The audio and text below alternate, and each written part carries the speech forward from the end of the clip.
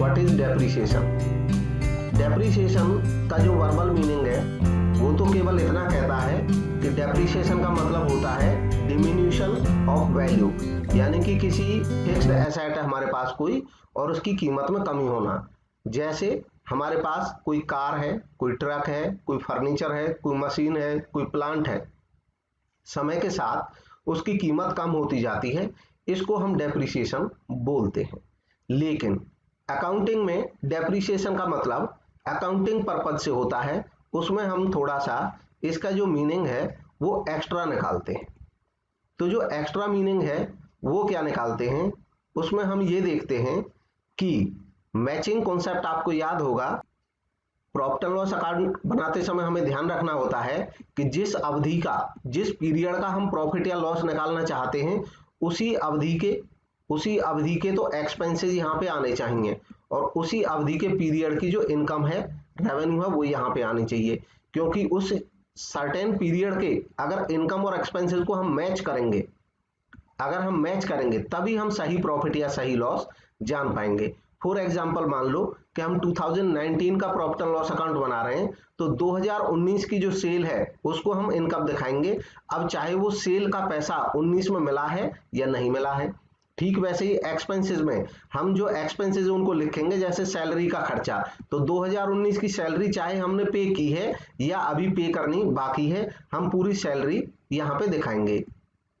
ये हमारा matching concept कहता है। तो ठीक वैसे ही मैचिंग कॉन्सेप्ट को थोड़ा आगे बढ़ाते हैं और डेप्रिसिएशन भी मैचिंग कॉन्सेप्ट का ही एक कारण है कि हम डेप्रिसिएशन को कैलकुलेट करते हैं और फिर इसको लगाते हैं फिक्स्ड एसेट्स पे। हमने पहले एक बार डिस्कस किया था कि जो एक्सपेंसेस होते हैं वो दो तरीके के होते हैं। एक एक्सपेंसेस होते हैं जिनको हम रेवेन्यू एक्सपेंसेस कहते हैं और दूसरे एक्सपेंसेस होते हैं जिनको हम कैपिटल एक्सपेंसेस कहते हैं। जो रेवेन्यू एक्सपेंसेस होते हैं इनमें हम ऐसे एक्सपेंसेस को रखते हैं जिनका बेनिफिट या तो हमको तुरंत मिल जाता है, जैसे मान लो सैलरी पे हमने कुछ खर्च किया, तो सैलरी हमने दी, इस महीने हमारे लिए वो काम कर देगा। हमने रेंट दिया प्रीमिसेस का, तो तुरंत उस पर्टिकुलर पीरियड जिसके लिए रेंट दिया उस पीरियड में हम उसको एंजॉय कर सकते हैं। अब कैपिटल एक्सपेंसेस ऐसे होते हैं, जैसे मान लो हमने एक मशीन खरीद ली, अब जो मशीन खरीद ली तो इसका बेनिफिट हमको तुरंत नहीं मिलने वाला है, हो सकता है ये 10 साल तक मशीन अगर काम करेगी हमारे लिए तो हम कहेंगे कि 10 इयर्स तक हमें इसका बेनिफिट मिलेगा। अब चूंकि ये 10 इयर्स तक बेनिफिट मिलेगा, इसी कारण से हम इसको रेवेन्यू एक्सपेंस नहीं मानते हैं और इसी कारण से हम मशीनरी की पूरी कॉस्ट को P&L अकाउंट में एक्सपेंसेस में नहीं लिखते हैं, क्योंकि अगर लिखेंगे तो ये मैचिंग कॉन्सेप्ट का वायोलेशन हो जाएगा। क्योंकि जो मशीनरी की इनकम है वो तो मिलेगी हमें 10 साल तक मशीन हमारे लिए काम करेगी, लेकिन मशीन की जो कॉस्ट है अगर हम उसको पहले ही साल खर्चा मान लेंगे तो ये वायलेशन हो जाएगा। तो इस मैचिंग कॉन्सेप्ट को फुलफिल करने के लिए हम करते क्या हैं, हम कहते हैं कि मशीन हमारे लिए 10 ईयर अगर काम करेगी तो अब इस मशीन का जो खर्चा है वो 10 ईयर में डिस्ट्रीब्यूट कर देते हैं हम। तो मशीन अगर मान लो हमने 1 लाख रुपए की खरीदी और ये 1 लाख रुपए की खरीदी हुई मशीन मान लो हमारा एस्टिमेट ये कहता है कि 10 ईयर तक काम कर सकती है, तो हम कहेंगे कि 10,000 रुपीज पर, यानी कि 10 ईयर तक जब हम खर्च करेंगे तो 1 लाख रुपए हमारे तब जाकर के खर्च होंगे। तो इसका मतलब एक साल के हिस्से में मशीन की जो कॉस्ट आई वो आई 10,000, और इस कारण से ये जो 10,000 मतलब this is the allocation of the total cost of the fixed asset which is called depreciation. तो एक्चुअली अकाउंटिंग पर्पज से अगर हम देखेंगे तो depreciation is the allocation of cost of a fixed asset over it's useful life. किसी स्थायी संपत्ति के यूजफुल लाइफ के दौरान उसकी टोटल कॉस्ट को हम बांट देते हैं, उसी को हम डेप्रिसिएशन कहते हैं, और जो डेप्रिसिएशन है वो पर ईयर लगता रहता है। हाँ, तो डेप्रिसिएशन का ये कॉन्सेप्ट क्लियर हो गया होगा। डेप्रिसिएशन के बारे में कुछ और महत्वपूर्ण बातें। डेप्रिसिएशन का मतलब decline in value of fixed asset होता है। डेप्रिसिएशन का मतलब होता है charge fair proportion of depreciable amount. किसी फिक्स्ड एसेट की डेप्रिसिएबल अमाउंट का मतलब होता है कि जैसे मान लो कोई 10 लाख की एसेट है, अब इस 10 लाख की एसेट को मान लो हम 10 साल यूज करें, तो अगर ये एसेट जीरो हो सकती है तो हम कहेंगे कि जो डेप्रिसिएबल अमाउंट है वो 10 लाख है, लेकिन वास्तव में ऐसा होता नहीं है। इन प्रैक्टिस होता क्या है कि 10 लाख की अगर हमने कोई एसेट खरीदी, हम 10 ईयर्स तक इसको यूज भी कर लेंगे और उसके बाद भी इसकी कोई वैल्यू बच जाती है जिसको scrap value, breakup value, saleable value, realisable value बोल सकते हैं, साल्वेज वैल्यू भी बोल सकते हैं। वो 1 लाख इसकी वैल्यू हमारे लिए बच जाएगी। तो हम कहेंगे कि टोटल जो 9 लाख है वो हमने 10 ईयर्स के दौरान इसका कंज्यूम कर लिया। तो हम 9 लाख जो है इसी को 10 साल में बांट देंगे, क्योंकि 10 साल के लास्ट में 9 लाख कंज्यूम करने के बाद 1 लाख की ये एसेट हमें मिल जाएगी, बिक करके इससे पैसा मिल जाएगा। डेप्रिसिएशन को डिस्क्राइब कर सकते हैं कि ये एक परमानेंट, कंटिन्यूइंग और ग्रेजुअल श्रिंकेज होता है book value of fixed assets. यानी कि जो फिक्स्ड एसेट होती हैं जैसे मशीनरी है या फर्नीचर है, तो इनमें परमानेंट इनकी कीमत में गिरावट होता है, चाहे वो कम हो या ज्यादा हो, कंटिन्यूअस बेसिस पे होता है, हमेशा कीमत गिरती रहती है। बुक वैल्यू इनकी श्रिंकेज होती है। बुक वैल्यू का मतलब होता है जो वैल्यू हम बुक में दिखाते हैं, जो बैलेंस शीट में दिखाते हैं। क्योंकि हम कंटिन्यूअसली डेप्रिसिएशन घटाते रहते हैं तो कंटिन्यूअसली श्रिंक होती रहती है इसकी वैल्यू, आने वाली जो नेक्स्ट ईयर की बुक्स होती है उनमें और कम होती चली जाती है। डेप्रिसिएशन जो हम अकाउंटिंग में लगाते हैं वो हमेशा उसका जो बेस्ड होता है वो कॉस्ट ऑफ एसेट होता है। मतलब कॉस्ट ऑफ एसेट का मतलब होता है कि जिस कॉस्ट पे हमने उस एसेट को एक्वायर किया था। तो डेप्रिसिएशन जब भी हम लगाते हैं तो उसका बेस हमेशा कॉस्ट ही रहता है। डेप्रिसिएशन को हम एक्सपायर्ड कॉस्ट या एक्सपेंस भी बोलते हैं। एक्सपायर्ड कॉस्ट या एक्सपायर्ड एक्सपेंस ऐसे कॉस्ट या ऐसे खर्चों को बोलते हैं जिनको हम कर चुके हैं और अब उनसे हम कोई बेनिफिट तो ले सकते हैं उनके बदले में, लेकिन हम उनको रिकवर नहीं कर सकते। तो डेप्रिसिएशन भी एक एक्सपायर्ड कॉस्ट होता है, ऐसी कॉस्ट होती है जो खो चुकी है। कोई एसेट हमने ली और उस पर मान लो 5 साल हमने यूज किया, तो एक्चुअल में वो 5 साल बाद अगर बिकेगी तो जनरली वो कम कीमत पे बिकेगी, जितने कम पे बिकेगी वही डेप्रिसिएशन होता है, वही डेप्रिसिएशन हमारी खोई हुई एक्सपायर्ड कॉस्ट है। अब ये डेफिनेशन आप अपने आप पढ़ लेंगे इसको। नेक्स्ट हम आगे चलते हैं, सिमिलर टर्म्स। अब सिमिलर टर्म्स में डेप्रिसिएशन से रिलेटेड ये 2 टर्म्स यूज होती हैं, डिप्लेशन और एमोर्टाइजेशन। कभी इससे रिलेटेड किसी ने क्वेश्चन भी एक दफा किया था कि डिप्लेशन और एमोर्टाइजेशन। देखिए अब अकाउंटेंसी के अगर कोर हिसाब से कहेंगे, कैलकुलेशन हिसाब से कहेंगे, ट्रीटमेंट हिसाब से कहेंगे तो डेप्रिसिएशन के अंदर ही ये दोनों आ जाते हैं, चाहे डिप्लेशन है या एमोर्टाइजेशन है। अकाउंटिंग ट्रीटमेंट सबका एक जैसा ही रहता है और सबका मतलब कीमत में कमी ही होता है और सबका मतलब कॉस्ट का एलोकेशन होता है। अकाउंटिंग के हिसाब से डेप्रिसिएशन का मीनिंग हमेशा और हमेशा यही बनेगा कि allocation of cost over the years of useful life of fixed asset. किसी फिक्स्ड एसेट की जितनी यूजफुल लाइफ है, जैसे कोई फिक्स्ड एसेट है मान लो 5 साल वो काम करेगी, तो उस एसेट की कीमत अगर 5 लाख है तो 5 लाख को 5 साल में बांट देंगे, मतलब 1 लाख हर साल कम हो जाएंगे अकाउंट के हिसाब से। तो यही है। अब चाहे डिप्लेशन हो, चाहे एमोर्टाइजेशन हो, चाहे डेप्रिसिएशन हो, इन सब का मतलब एक ही होता है। हालांकि कंसेप्चुअली इनका थोड़ा थोड़ा डिफर होता है यूसेज के हिसाब से, यानी कि किन संदर्भ में, किन रेफरेंसेस में हम यूज करते हैं। डेप्लेशन जो टर्म यूज की जाती है ये यूज की जाती है माइंस या क्वेरीज के लिए।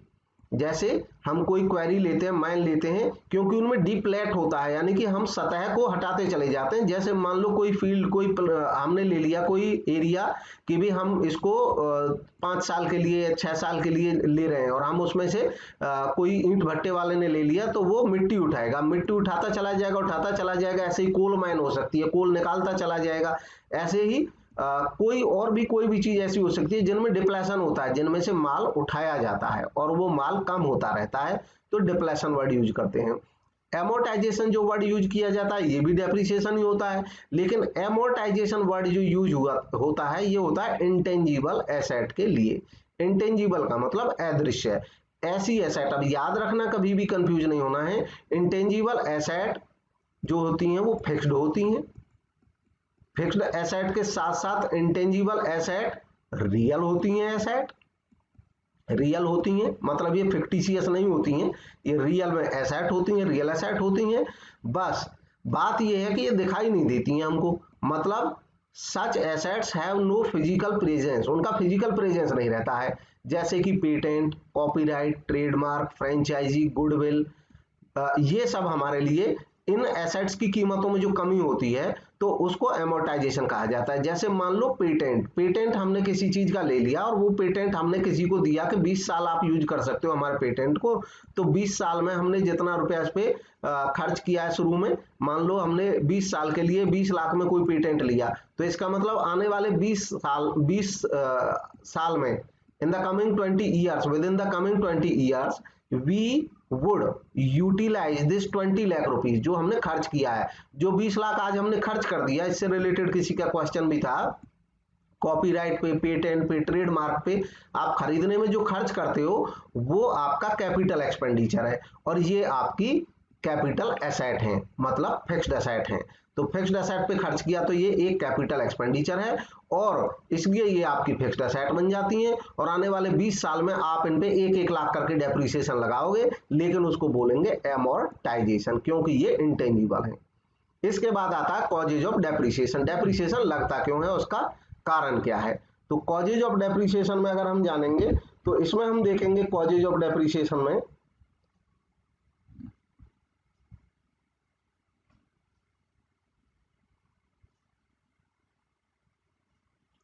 कॉजेज ऑफ डेप्रिसिएशन में हम देखेंगे कि इसके कारण क्या हो सकते हैं डेप्रिसिएशन के। तो चाहिए डेप्रिसिएशन हो, चाहे अमोर्टाइजेशन हो, चाहे डिप्लेशन हो, उन सब के लिए कॉमन चीजें हैं, बाकी अब जितनी भी आएंगी वो सब कॉमन यूज होगी सबके लिए, सारा जो कॉन्सेप्ट होगा।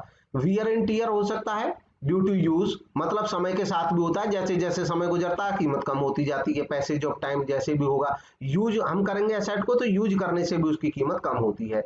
Expiration of legal right, legal right का एक्सपायर हो जाना, ये कॉपीराइट के केस में, पेटेंट के केस में, ट्रेडमार्क के केस में, फ्रेंचाइजी के केस में हो सकता है कि लीगल राइट हम लेते हैं कॉपीराइट, तो अब लीगल राइट मान लो 10 साल के लिए मिला, तो जैसे जैसे 10 साल पूरे होते जाएंगे वो एक्सपायर कर जाएगा, खत्म हो जाएगा। ऑब्सोलेसेंस, अप्रचलन के कारण, अप्रचलन होता है कि जैसे नई टेक्निक आ गई, मान लो हम टाइपराइटर यूज कर रहे हैं और टाइपराइटर जो हमारा था वो बिल्कुल एकदम नया बना रखा है, उसमें कोई प्रॉब्लम नहीं है और वो आगे भी काम कर सकता है लंबे समय तक, लेकिन अब आ गए कंप्यूटर। अब जब कंप्यूटर आ गए तो हर आदमी कंप्यूटर यूज करने लग गया, चाहे आपका टाइपराइटर एकदम सही हालत में है फिर भी अब उसकी कीमत वो नहीं मिल सकती है जिस पे वो अब से पहले था जब कंप्यूटर यूज नहीं होते थे। तो ये अप्रचलन के कारण भी कीमतें कम हो जाती हैं। एबनॉर्मल फैक्टर, इसके अलावा अन्य भी कोई असामान्य कारण भी हो सकता है, इसमें कोई भी एबनॉर्मल एक्टिविटी का कारण हो सकता है, कारण चाहे कोई भी हो, कीमत का जो कमी होना है वो डेप्रिसिएशन ही कहलाता है। इसके बाद नेक्स्ट देखते हैं नीड फॉर डेप्रिसिएशन। अब डेप्रिसिएशन की जरूरत क्यों पड़ती है, हम अकाउंटिंग में डेप्रिसिएशन क्यों लगाते हैं। तो मैचिंग ऑफ कॉन्सेप्ट, ये मैं इसलिए करा रहा हूं पॉइंट क्योंकि आजकल जो एमसीक्यू पूछे जाते हैं उनमें ऐसे ही पूछ लिए जाते हैं, 4 पॉइंट पूछ लेते हैं कि विच वन इज करेक्ट, इसलिए इनको ध्यान रखना जरूरी है और ये सब एनसीईआरटी से लिए गए एकदम, तो ये सबसे ज्यादा महत्वपूर्ण है क्योंकि एनसीईआरटी में कहा गया है जो 12th लेवल का मेन हमारे सामने मॉडल होता है, स्टैंडर्ड होता है, इसलिए मैं इनको रख रहा हूं केवल। Matching of cost and revenue, एक तो जरूरत ये होती है कि डेप्रिसिएशन हम लगाते हैं तभी जाकर के मैच होता है कॉस्ट का और रेवेन्यू का। मैच का मतलब यहाँ पे होता है समय से कि 1 साल का, ये हमने शुरू में बताया था। कंसीडरेशन ऑफ टैक्स, टैक्स का कंसीडरेशन, अगली बात है कि देखो अगर हम डेप्रिसिएशन नहीं लगाएंगे फिक्स्ड एसेट पे तो हमारा प्रॉफिट बेवजह ज्यादा दिखेगा। हम सेल में से परचेज घटा दी, जितनी हमने सेल की पूरे साल उसमें से परचेज घटा दी तो प्रॉफिट आ गया, लेकिन भाई हमारी जो मशीन घिसी है, कोई फिक्स्ड एसेट, फर्नीचर की वैल्यू कम हुई है, वो सब अगर हमने नहीं रखा तो हमारा प्रॉफिट बेवजह इन्फ्लेटेड दिखेगा, बढ़ा हुआ दिखेगा और हम ज्यादा टैक्स दे देंगे। तो टैक्स को कंसीडर करने के लिए भी हम क्या करते हैं, इसको डेप्रिसिएशन को घटाते हैं कि भाई हमारी एसेट भी तो यूज हुई है। True and fair financial position, अगली बात है कि अगर हम डेप्रिसिएशन नहीं लगाएंगे तो हमारी एसेट की जो पोजीशन है वो ट्रू और फेयर नहीं होगी। उचित पोजीशन दिखाने के लिए हम डेप्रिसिएशन घटाएंगे, तब हमारी वास्तविक पोजीशन दिखेगी बैलेंस शीट में। कंप्लायंस विद लॉ, अब लॉ का पालन भी हो जाता है क्योंकि लॉ कहता है कि आपको डेप्रिसिएशन लगाना है एसेट की, फिक्स्ड एसेट्स पे, तो हमको वो लगाना होता है, तो कानून का भी पालन होता है। नेक्स्ट है factors affecting the amount of depreciation. अब कौन कौन से फैक्टर हैं जो अमाउंट ऑफ डेप्रिसिएशन को प्रभावित करते हैं कि डेप्रिसिएशन कम लग जाए या ज्यादा लग जाए। तो इसमें जो मेजर फैक्टर है कॉस्ट ऑफ एसेट, स्वयं किसी एसेट की कॉस्ट प्रभावित करती है। ज्यादा कॉस्ट वाली एसेट का डेप्रिसिएशन भी ज्यादा होगा, कम कॉस्ट वाली एसेट का डेप्रिसिएशन भी कम होगा। नेक्स्ट है एस्टिमेटेड नेट रेजिडुअल वैल्यू या स्क्रैप वैल्यू या ब्रेकअप वैल्यू, ये भी प्रभावित करती है, यानी कि जब हम किसी एसेट को कहते हैं कि हमने 10 लाख में खरीदी और ये 10 साल काम करेगी, तो हम कहेंगे कि हम कितने को इस 10 साल के दौरान यूटिलाइज कर देंगे, कितना पैसा खर्च हो जाएगा, खत्म हो जाएगा हमारा। तो वो डिपेंड करेगा इस बात पे कि 10 साल बाद इस एसेट की वैल्यू क्या बचेगी। मान लो 10 साल बाद इसकी वैल्यू बचेगी, हमने एस्टिमेट लगाया कि भी 5 लाख की तो ये तब भी बिक जाएगी। इसी को स्क्रैप वैल्यू भी कह सकते हैं, ब्रेकअप वैल्यू भी कह सकते हैं। तो मान लो 5 लाख की बिक जाएगी, इसका मतलब केवल 5 लाख ही हमने खर्च किया, तो जो बाकी पैसा है 5 लाख जो यूज किया है वही केवल डेप्रिसिएशन होगा। अगर मान लो वो 1 साल बचेगी उसकी वैल्यू 10 साल के बाद में, तो केवल 9 लाख ही यूटिलाइज होगी, तो उसी हिसाब से डेप्रिसिएशन भी कम ज्यादा हो जाता है। नेक्स्ट है डेप्रिसिएबल कॉस्ट। तो डेप्रिसिएबल कॉस्ट यही है जिसके बारे में हम डिस्कस कर रहे थे कि डेप्रिसिएबल कॉस्ट क्या है कि 10 लाख की कोई एसेट खरीदी, मान लो हम इसको 10 साल तक यूज करें और उसके बाद इसकी जो कीमत है वो 1 लाख बच जाए, तो 1 लाख हो गई इसकी स्क्रैप वैल्यू और 1 लाख हो गई इसकी। अब हमारे पास जो बचेगी एस्टिमेटेड इसकी डेप्रिसिएबल कॉस्ट कही जाएगी 9 लाख, मतलब 9 लाख वो कॉस्ट है जो इसकी डेप्रिसिएट हो जाएगी। अब ये डेप्रिसिएट कितने दिन में हो जाएगी, इसको कहते हैं एस्टिमेटेड यूजफुल लाइफ, कि कितने दिन वो काम करेगी। मान लो वो एसेट हमारे पास 10 साल काम करेगी, तो हम कहेंगे कि जो 9 लाख रुपए हैं हम वो 10 साल में खर्च कर लेंगे। अब ये जो 9 लाख रुपए हैं इनको हम 10 ईयर से डिवाइड कर देंगे, तो हमें पता चल जाएगा पर ईयर 90,000 रुपए लग जाएगा। अब ये मेथड होता है method of calculating depreciation. Depreciation को कैलकुलेट करने के वैसे तो कई मेथड हैं, लेकिन मेनली 2 मेथड यूज होते हैं। एक होता है स्ट्रेट लाइन मेथड और दूसरा होता है reducing balance method. Straight line method जो होता है इसमें फॉर्मूला होता है एनुअल डेप्रिसिएशन निकालने का, कॉस्ट ऑफ एसेट, जैसे हमने अभी यहाँ निकाला। मान लो एसेट की कॉस्ट 10 लाख है। अब ये भी ध्यान रखेंगे कि ये जो कॉस्ट ऑफ एसेट होती है इसमें एसेट खरीदने की कीमत, साथ ही साथ उसका भाड़ा, साथ ही साथ उस पर अगर कोई कमीशन दिया है वो, साथ ही साथ उसको संस्था में काम लायक बनाने के लिए किसी को मजदूरी दी या कोई खर्च किया, वो सब जुड़ जाते हैं। तो 10 लाख मान लो वो टोटल कॉस्ट पड़ी हमें। अब इसमें से माइनस करते हैं हम एस्टिमेटेड नेट रेजिडुअल वैल्यू। मान लो एस्टिमेटेड नेट रेजिडुअल वैल्यू है 1 लाख, जो कि अभी यहाँ मान अपॉन डिवाइड कर देते हैं यूजफुल लाइफ ऑफ एसेट। तो मान लो यूजफुल लाइफ ऑफ एसेट है वो 10 लाख है, तो इसका डेप्रिसिएशन निकालेंगे। 10 लाख में से 1 गया, 9 लाख बचेगा। यही जो यहाँ पे निकाला है 9 लाख को डिवाइड कर देंगे 10 साल से, 10 ईयर से, तो इसका मतलब जो एनुअल डेप्रिसिएशन है वो आ जाएगा 90,000, यानी कि हर साल हमारा 90,000 रुपए इस एसेट की कीमत में कमी हो जाएगी और इसको हम P&L में खर्चे वाली साइड में दिखाएंगे। अब एक महत्वपूर्ण बात ये भी ध्यान रखें कि जो एसेट की टोटल कॉस्ट होती है उसको तो हम कैपिटल एक्सपेंडिचर बोलते हैं, लेकिन जो डेप्रिसिएशन हो गया अब ये 90,000 1 साल का, ये रेवेन्यू खर्चा है, क्योंकि ये 1 साल में कम हो रही है, तो 1 साल से रिलेटेड है, इसलिए डेप्रिसिएशन को हम रेवेन्यू एक्सपेंस बोल देते हैं। Next rate of depreciation. अब चूंकि हमने ये तो निकाल लिया इसको तरीका इसका, लेकिन रेट अगर कोई जानना चाहता है, क्योंकि जनरली अकाउंटेंट क्या करते हैं शुरू में एस्टिमेट लगा करके एक रेट बना लेते हैं डेप्रिसिएशन का और उस रेट से वो सालाना कैलकुलेशन करते रहते हैं। तो रेट निकालने का तरीका होता है एनुअल डेप्रिसिएशन जितना लगा, जैसे मान लो इस केस में 90,000 है, तो ये 90,000 रुपए एनुअल जो डेप्रिसिएशन है वो यहाँ पे लिख लिया जाएगा और अपॉन लिख देंगे उसकी टोटल कॉस्ट। और टोटल कॉस्ट में ध्यान रखेंगे केवल उसकी जो हिस्टोरिकल कॉस्ट है, यानी कि जो उसकी कॉस्ट ऑफ एक्वायर है वो लिखी जाएगी, यानी कि 10 लाख रुपीज। 10 लाख रुपए की हमने खरीदी थी और 90,000 हम सालाना लगाएंगे, तो इसका परसेंटेज में जो निकलेगा वो आ जाएगा इंटू 100 कर देंगे और ये जो रेट आएगा उसको कहेंगे कि इतने % डेप्रिसिएशन का रेट हो गया।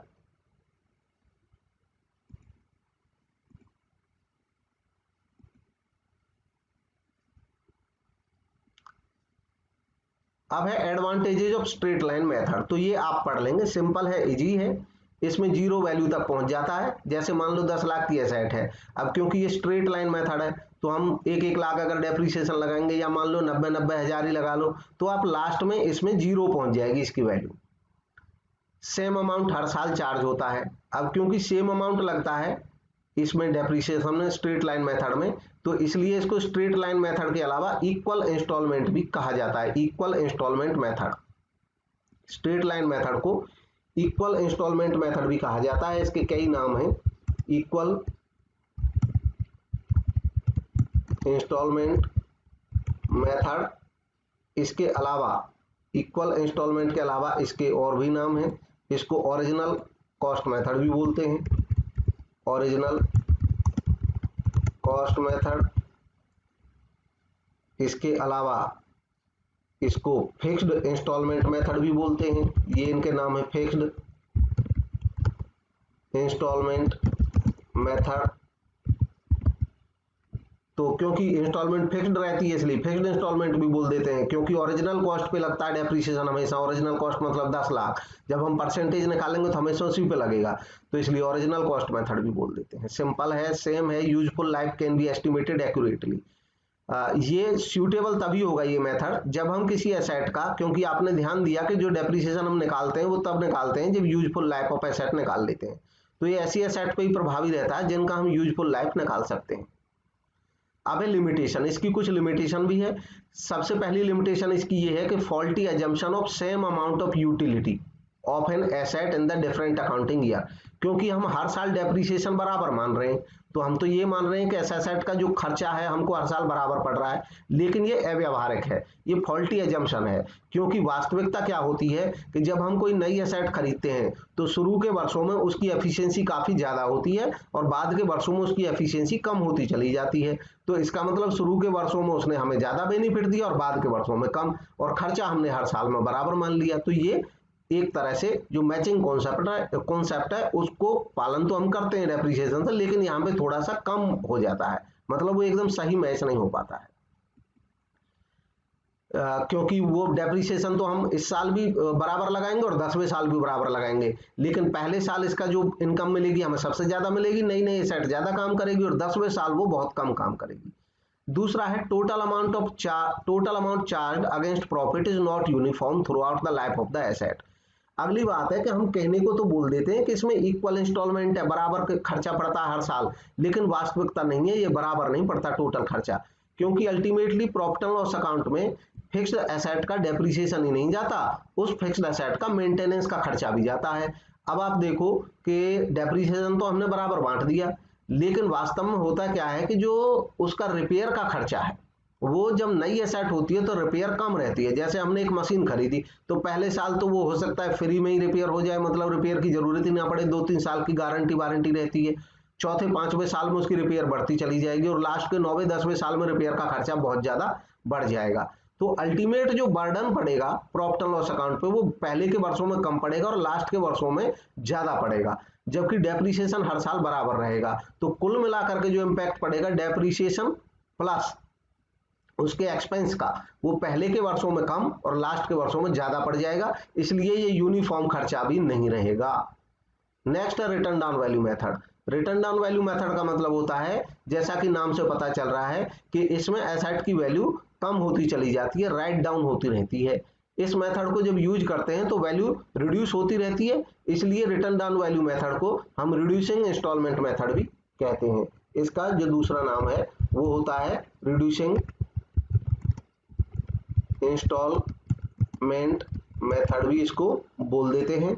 इसके अलावा इसको डिमिनिशिंग वैल्यू मेथड भी बोलते हैं, डिमिनिशिंग वैल्यू मेथड, क्योंकि इसमें वैल्यू जो एसेट की है वो हमेशा डिमिनिश होती जाती है और डिमिनिश होती वैल्यू पे डेप्रिसिएशन लगता है। इसको रेट ऑफ डेप्रिसिएशन निकालने का फॉर्मूला इसका ये यूज किया जाता है 1 - n √s/c × 100। तो जब कभी निकालना हो तो इसका डेप्रिसिएशन का रेट हम इस तरीके से निकालते हैं, और इसी कारण से ये थोड़ा सा टफ रहता है। ये इसकी लिमिटेशन भी है कि इसका जो डेप्रिसिएशन निकालना वो थोड़ा सा टेक्निकली मुश्किल होता है निकालना। यहाँ पे n का मतलब है number of expected useful life. जैसे मान लो कोई एसेट है, हमने वो 10 लाख में खरीदी और 10 साल यूज करेंगे हम और 1 लाख में बिक जाएगी, तो हम लिखेंगे 1 - n यानी कि 10 ईयर 10 साल। रूट करेंगे s का मतलब है साल्वेज वैल्यू या स्क्रैप वैल्यू जो बचेगी। मान लो 1 लाख बचेगी उसकी वैल्यू, तो 1 लाख, और c की जगह जहां पे c लिखा है ये कॉस्ट ऑफ एसेट, मान लो वो 10 लाख की है, तो हम लिखेंगे रूट 1/10, 1 लाख/10 लाख, इसका रूट निकालेंगे और 1 - n यहाँ पे कर देंगे 1 - 10 यानी कि 0.9 और इंटू 100 कर देंगे, तो डेप्रिसिएशन का रेट निकल आएगा। अब है advantages of return down value method. Return down value method के जो एडवांटेजेस है वो क्या है, तो इसके एडवांटेजेस ये ज्यादा रियलिस्टिक एजम्पशन है return down value method. Realistic यानी कि इसलिए है क्योंकि वास्तव में हम देखते हैं कि किसी एसेट पे शुरू के वर्षों में ज्यादा डेप्रिसिएशन लगेगा और बाद वालों में कम लगेगा, और यही वास्तविकता भी होती है कि आप नई मशीन लाओ कोई, जैसे इन दोनों का मैं डेप्रिसिएशन निकाल करके बता देता हूँ, थोड़ा सा ये न्यूमेरिकल हो जाएगा। जैसे मान लो हमने 10 लाख की कोई एसेट खरीदी, अब 10 लाख की एसेट खरीदी हमने, तो पहले लगाते हैं इस पे फिक्स्ड इंस्टॉलमेंट मेथड से डेप्रिसिएशन। जब हम लगाएंगे फिक्स्ड से जब लगाएंगे तो डेप्रिसिएशन इस तरीके से लगेगा कि जो 10 लाख है इसकी सालवेज हम वैल्यू मान लेते हैं 0, और मान लो 10 ईयर्स का जो डेप्रिसिएशन लगेगा इसका वो इस तरीके से लग जाएगा कि 1 लाख पर एनम। और इसको डेप्रिसिएशन को जब हम बुक्स में दिखाएंगे, मैं फिक्स्ड एसेट अकाउंट यहाँ पे बना के दिखा देता हूँ डेप्रिसिएशन का, उसमें ज़्यादा टाइम नहीं लगेगा, वो थोड़ा सा फिक्स्ड एसेट अकाउंट भी आपको दिख जाएगा। एक अकाउंट में अभी यहाँ पे बना देता हूँ।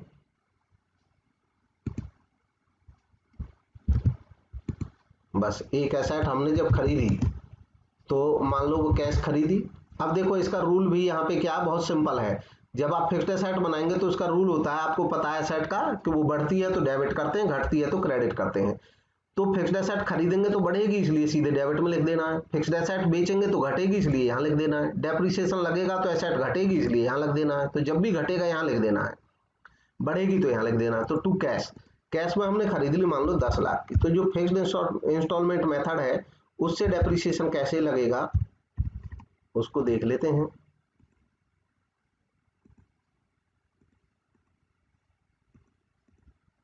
अब पहले साल जब डेप्रिसिएशन लगाएंगे हम तो यहाँ पे लिखेंगे बाय डेप्रिसिएशन और ये हो जाएगा 1 लाख।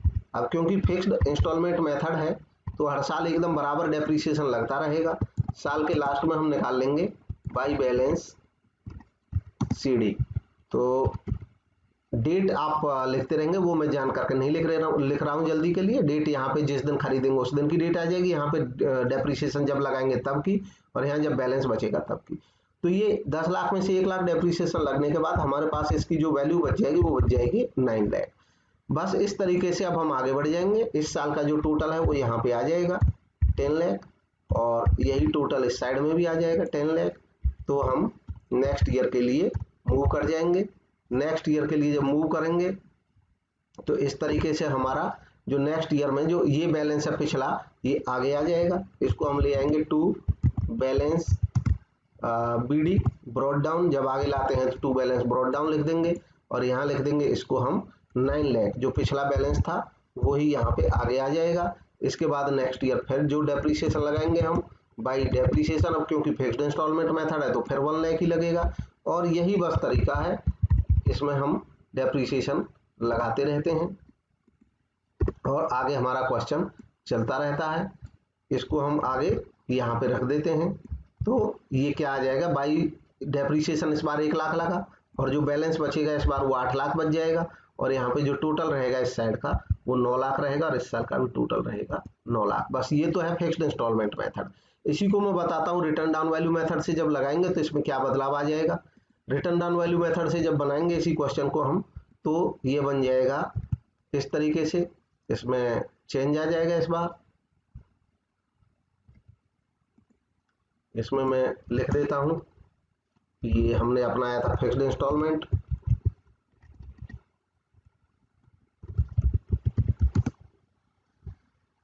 अब जब हम इसको रिड्यूसिंग इंस्टॉलमेंट मेथड से करेंगे इसी क्वेश्चन को, तो इसमें क्या हमें बदलाव दिखेगा। जब रिड्यूसिंग बैलेंस मेथड से हम करेंगे तो रिड्यूसिंग से अगर करेंगे तो 10 लाख की जो एसेट थी हमने पहले खरीदी थी उस पे पहले साल तो 1 लाख लग जाएगा, और यहाँ पे ये जो वैल्यू आ जाएगी हमारी ये 9 लाख आ जाएगी। लेकिन नेक्स्ट ईयर जो डेप्रिसिएशन लगेगा ये 9 लाख आने के बाद ये अब 10 लाख पे नहीं लगेगा ओरिजिनल कॉस्ट मेथड की तरह, अब ये लगेगा इस 9 लाख पे, और 9 लाख का 10% अगर मान लो एज्यूम कर लेते हैं रेट, तो वो लगेगा अब केवल 90,000, और 90,000 जब लगेगा तो ये हमारे पास जो वैल्यू बच जाएगी इस बार, ये अब बचेगी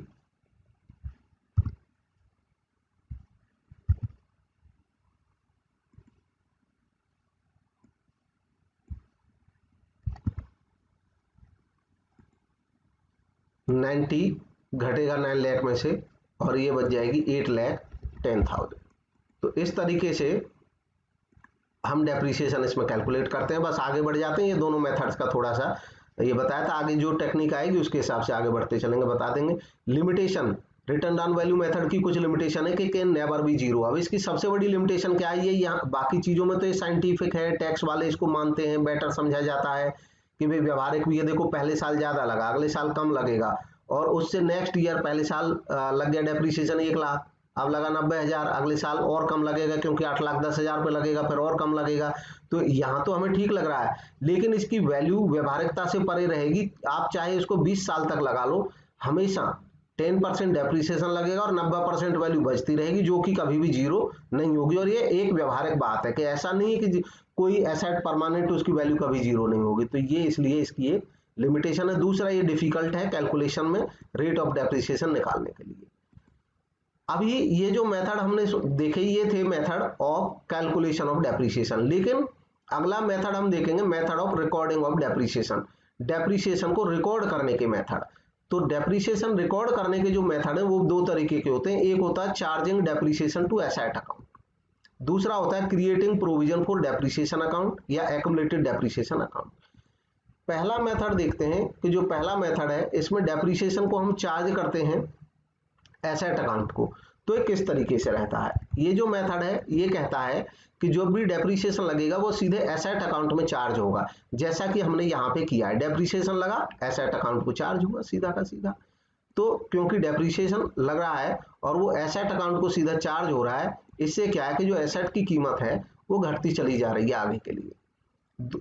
ये depreciation charging to asset account, इससे क्या है, बैलेंस शीट में अब जो एसेट की वैल्यू दिखेगी वो ये दिखेगी। फर्स्ट ईयर में जो एसेट का बैलेंस शीट में दिखाई देगा वो ये देगा, और नेक्स्ट ईयर में जो देगा एसेट का बैलेंस वो ये दिखाई देगा। मतलब हर साल ये डेप्रिसिएशन की वजह से कम होता चला जाएगा। दूसरा मेथड मैं बताता हूं जो कि है क्रिएटिंग प्रोविजन फॉर डेप्रिसिएशन या एक्युमुलेटेड डेप्रिसिएशन अकाउंट। इस मेथड में जब हम डेप्रिसिएशन का ये वाला मेथड रिकॉर्डिंग का अपनाते हैं, ध्यान दें यहाँ पे ये अकाउंटिंग के रिकॉर्ड करने के मेथड हैं और वो कैलकुलेशन के मेथड थे फिक्स्ड इंस्टॉलमेंट और रिड्यूसिंग। अब फिक्स्ड मेथड से ही हम ले लेते हैं इसी क्वेश्चन में कि अगर मान लो हम प्रोविजन फॉर डेप्रिसिएशन अकाउंट अलग से बना रहे होते तो ये जो ट्रीटमेंट है वो किस तरीके से होता। तो इस ट्रीटमेंट में ये बदलाव आ जाता है यहाँ पे कि हम 10 लाख की हमने फिक्स्ड एसेट खरीदी, उस समय तो 10 लाख की हमारी एसेट बन गई, डेप्रिसिएशन लगा 1 लाख का। अब यही यहाँ पे महत्वपूर्ण बात है कि जब हम ये वाला मेथड अपनाएंगे प्रोविजन फॉर डेप्रिसिएशन अकाउंट, या इसको हम कह सकते हैं अकाउंट एक्युमुलेटेड डेप्रिसिएशन अकाउंट, तो इसमें क्या करते हैं हम डेप्रिसिएशन के लिए अलग से प्रोविजन बनाते रहते हैं और फिक्स्ड एसेट पे कोई अंतर नहीं पड़ता है। एक्युमुलेटेड डेप्रिसिएशन भी इसी चीज को कहते हैं कि हम उस डेप्रिसिएशन को एक्युमुलेट करते रहते हैं, तो वो मैं अभी दिखाऊंगा। मतलब यहाँ पे हम ये जो डेप्रिसिएशन रखा है इस मेथड में नहीं रहता है और इसलिए जो बैलेंस है वो ओरिजिनल कॉस्ट पे ही दिखता रहता है, ये इतना ही दिखेगा 10 लाख बैलेंस। नेक्स्ट ईयर में भी हम कोई डेप्रिसिएशन नहीं लगाएंगे, मतलब हर साल जब तक ये एसेट हमारे पास रहेगी तब तक इसकी वैल्यू हमेशा 10 लाख ही बुक्स में दिखती रहेगी। और अब इसका मतलब हम जो डेप्रिसिएशन है उसको कहाँ रखेंगे, तो डेप्रिसिएशन को हम कहाँ रखेंगे, डेप्रिसिएशन को हम रखेंगे अलग एक अकाउंट बनाया जाएगा जिसको हम प्रोविजन फॉर डेप्रिसिएशन या एक्युमुलेटेड डेप्रिसिएशन अकाउंट बोलते हैं। तो ये इस तरीके से बनेगा, प्रोविजन फॉर डेप्रिसिएशन अकाउंट या एक्युमुलेटेड डेप्रिसिएशन अकाउंट का हो इसको।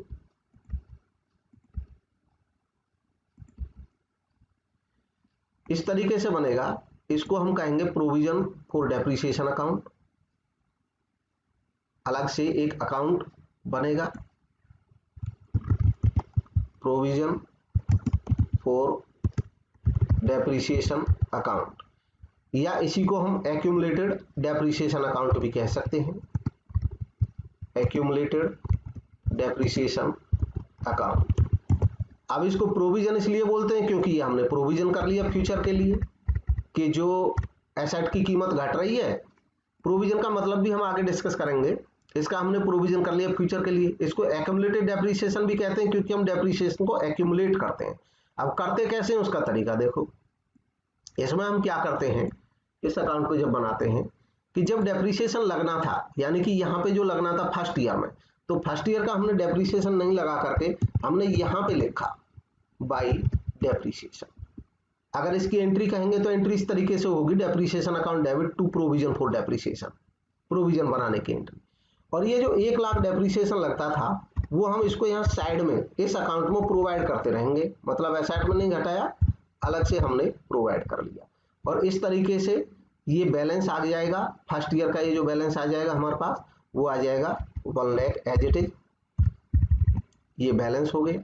यही बैलेंस इस साइड में भी हमको दिखेगा 1 लाख, और यही हमारे लिए पहले साल का बैलेंस भी बच जाएगा, टू बैलेंस कैरेट डाउन, मतलब इस साल का जो प्रोविजन में बैलेंस बच गया ये इतना रुपया हो जाएगा। नेक्स्ट ईयर अब हम इस प्रोविजन को आगे लाएंगे बाई बैलेंस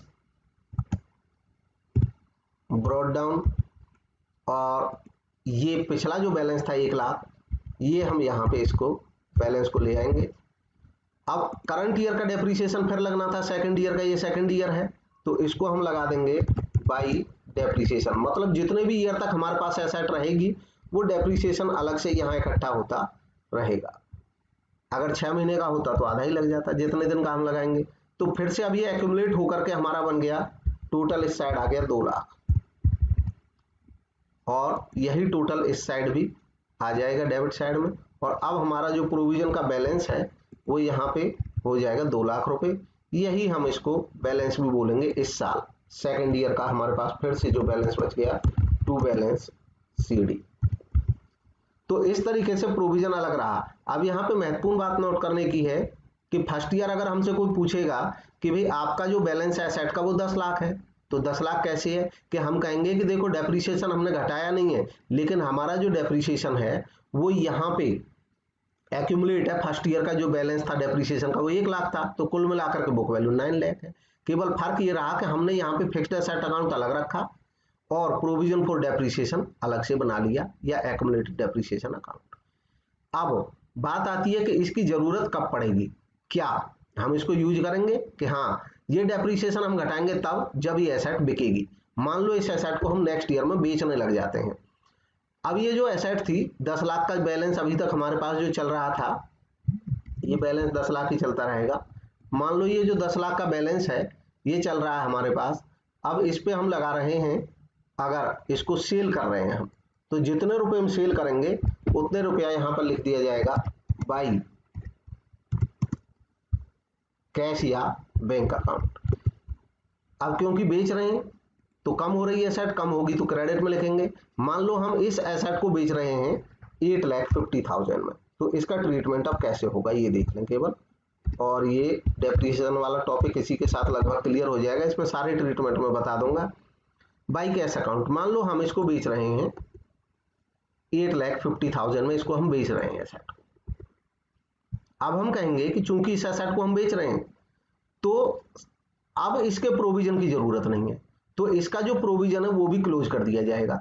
इसका जो प्रोविजन अभी तक जितना हो गया है हमारे पास, मान लो ये टोटल प्रोविजन 2 लाख है, तो इस प्रोविजन को अब हम क्या करेंगे, अगर ये सेकंड ईयर के लास्ट में बेच दी होती तो यहीं क्लोज होता था, लेकिन हम इसको मान के चल रहे हैं कि थर्ड ईयर के शुरू में ये बेच दी। तो थर्ड ईयर के शुरू में जब बेच दी जाएगी तो थर्ड ईयर वाला जो डेप्रिसिएशन है वो प्रोविजन है डेप्रिसिएशन का, मतलब यानी कि एक्यूमुलेट कर रखा है हमने, उसको हम पहले यहाँ लाएंगे by balance BD brought down. जो 2 लाख का बैलेंस था पिछला उसको पहले आगे लाएंगे, और अब चूंकि ये जो प्रोविजन है इसकी जरूरत नहीं रही, जो एसेट बेचेंगे हम जितने उतने का प्रोविजन हम उस एसेट अकाउंट में इकट्ठा एक ही बार में भेज देंगे, और यहाँ पे लिखेंगे टू फिक्स्ड एसेट अकाउंट।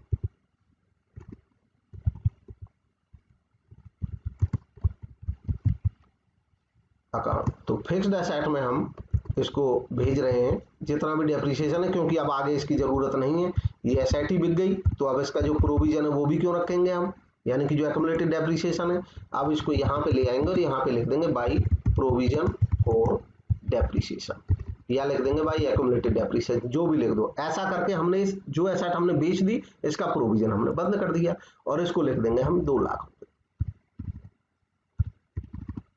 अब यहाँ पे ऑटोमेटिकली कैलकुलेट होगा कि देखो हमारे पास ये जो एसेट की कीमत थी बाई बैलेंस CD 10 लाख, ये थर्ड ईयर में इसकी जो कीमत आई आगे टू बैलेंस ब्रॉट डाउन, वो लिखी नहीं थी, यहाँ से ये वैल्यू आएगी 10 लाख, सेकेंड ईयर की लास्ट की वैल्यू थर्ड ईयर के शुरू में हो जाएगी वही वैल्यू 10 लाख, क्योंकि हमने ओरिजिनल कॉस्ट पे लिखी हुई थी।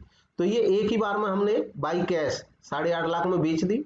दूसरा, इस पे आज तक का जितना प्रोविजन हुआ था 2 लाख 2 साल का, वो एक ही बार में हमने इकट्ठा घटा दिया। अब घटा दिया तो अब हमें पता चलेगा कि इस पे हमें प्रॉफिट हुआ है लॉस हुआ, क्योंकि 10 लाख की एसेट थी और इस पे जो प्रोविजन 2 लाख आज तक डेप्रिसिएशन हो चुका था, तो इसकी जो बुक वैल्यू बच रही थी वो 8 लाख ही बच रही थी और हमने बेच दिया 850 में, तो 50,000 के प्रॉफिट पे बेच दी। जो प्रॉफिट है वो यहाँ आ जाएगा। फिर रूल यही है कि प्रॉफिट का मतलब एसेट की कीमत बढ़ी हुई और लॉस का मतलब एसेट की कीमत कम हुई। लॉस होता तो यहाँ रिकॉर्ड करते, प्रॉफिट है तो यहाँ रिकॉर्ड करेंगे और इस प्रॉफिट को भेज दिया जाएगा प्रॉफिट एंड लॉस अकाउंट में कहो या statement of profit and loss कहते हैं आजकल, एक ही बात है। Statement of profit and loss में चला जाएगा जो प्रॉफिट हुआ 50,000 50,000। ऐसा करके ये एसेट चूंकि अकेली थी हमारे पास तो बंद हो गई, और ज्यादा एसेट होती तो बाकी एसेट आगे वैसे ही चलती रहती जैसे ये एसेट चल रही थी। 10,50,000 इस तरीके से 10,50,000 ये हो जाएगा। तो ये फर्क रहता है कि जब हम सेल करते हैं तो प्रोविजन फॉर डेप्रिसिएशन अकाउंट का क्या रोल रहता है। अब इसी के साथ हालांकि लंबा थोड़ा सा बन रहा है वीडियो, लेकिन इसी के साथ में एक महत्वपूर्ण चीज और है उसको बता देता हूं।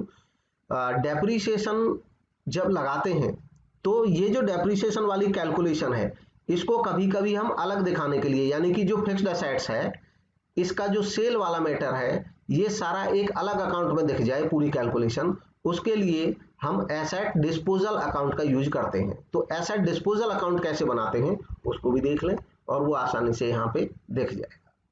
और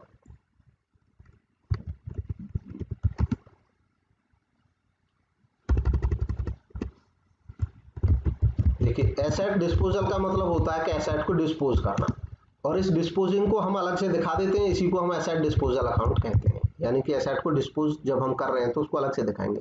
अब डिस्पोज कहां से हुआ ये जान लो, जब हमने बेचना शुरू किया तब डिस्पोज होता है। जब एसेट डिस्पोजल अकाउंट बनाते हैं तो यहां तक तीसरे साल तक का ये 10 लाख तक तो ठीक है, और इसके बाद वाली ये जो एंट्रीज हैं, ये वाली जो एंट्रीज हैं इनका ट्रीटमेंट अलग हो जाएगा। ये वाली जो एंट्रीज हैं इनका ट्रीटमेंट अलग हो जाएगा। कैसे होगा, यहीं से इसको अलग उठाना शुरू करते हैं क्वेश्चन को, कि जो एसेट बेचनी है, अगर यहाँ पे बहुत सारी एसेट होती मान लो और हम केवल एक एसेट को बेचते तो एसेट डिस्पोजल अकाउंट में यहाँ पे अलग ले आते हैं पूरा मटेरियल। मान लो ये एसेट डिस्पोजल अकाउंट हम बना रहे हैं तो क्या करते हैं, asset disposal account asset account का ही एक अंग होता है, फिक्स्ड एसेट का ही एक छोटा सा पार्ट होता है जिसमें हम एसेट के डिस्पोजल को दिखाते हैं। तो अब क्या करेंगे, यहाँ पे जो ये फिक्स्ड एसेट अकाउंट है इसमें से हमें एक एसेट का डिस्पोज करना है जिसकी वैल्यू 10 लाख। इसका जब डिस्पोज करेंगे तो हम यहाँ पे लिखेंगे, इसको यहाँ अब कुछ नहीं रखा जाएगा और यहाँ पे हम भेजेंगे इस एसेट को, यहाँ से पूरा हम भेज देंगे 10 लाख की जो एसेट है इसको हम एसेट डिस्पोजल अकाउंट में भेजेंगे। उसके लिए एंट्री करेंगे बाई एसेट डिस्पोजल अकाउंट, और ये जो 10 लाख रुपए हैं ये हमने पूरी की पूरी जो उसकी ओरिजिनल वैल्यू थी वो भेज दी डिस्पोजल में। डिस्पोजल अकाउंट यहाँ पे है तो यहाँ पे ये वैल्यू आ जाएगी वहां से जो भेजी, और यहाँ पे हम लिखेंगे टू फिक्स्ड एसेट अकाउंट, क्योंकि ये आया है फिक्स्ड एसेट अकाउंट से। जिस भी एसेट का नाम होगा वो लिख दिया जाएगा टू फिक्स्ड एसेट अकाउंट।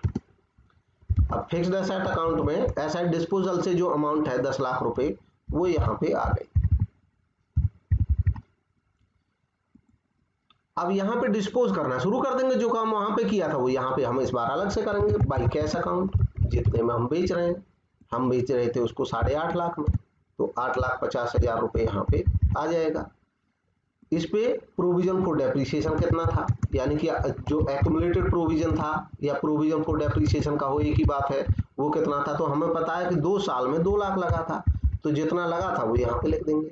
अब देखो इस पे बेचने पे प्रॉफिट हुआ है लॉस हुआ, तो पता चल रहा है 10 लाख की एसेट थी, फिक्स्ड एसेट जिसकी वैल्यू, उस पर डेप्रिसिएशन 2 लाख लग चुका था, एक्यूमुलेट हो चुका था, इकट्ठा हो चुका था, तो कुल 8 लाख ही बची थी इसकी वैल्यू। तो हिसाब से 8.5 में बिक गई तो प्रॉफिट हो गया 50,000 का। तो उसको यहाँ पे लिख देंगे by profit and loss account. इसको हम या तो statement two statement and P&L लिख देते हैं या प्रॉफिट एंड लॉस अकाउंट लिख देते हैं, एक ही बात है। तो यहाँ पे हमें प्रॉफिट हो गया कितने का, 50,000 रुपए का, तो वो 50,000 यहाँ पे आ जाएगा प्रॉफिट्स में। और इस तरीके से टोटल हमारा एसेट का हो गया डिस्पोजल पूरा का पूरा, ये एसेट खत्म। ये जो एसेट का डिस्पोजल था वो एसेट से लाके अलग दिखा दिया हमने, सारा वही काम, बस यही होता है एसेट डिस्पोजल अकाउंट। तो what is asset disposal account? Asset disposal account is an account which is prepared to show the disposal of an asset. We record the value of asset, we record the sale value of the asset, we record the provision, and we find out the profit or loss on sale through this account. Automatically this account closed when the asset has been sold. जब बिक जाती है वो तो वैसे ही ये account भी close हो जाता है।